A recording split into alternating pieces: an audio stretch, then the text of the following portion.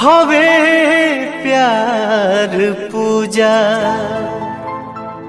हवे प्यार ईश्वर ई बात के हो न सोचे बिचारे हमनी के दुश्मन भइल बाट दुनिया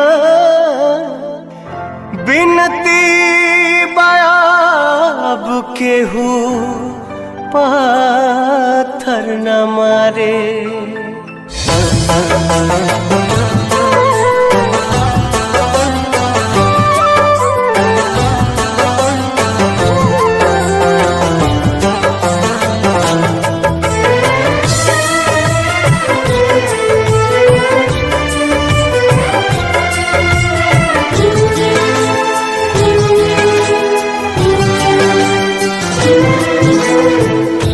ना कौनो हाट ना बजरिया से होला, ना कौनो हाट ना बजरिया से होला।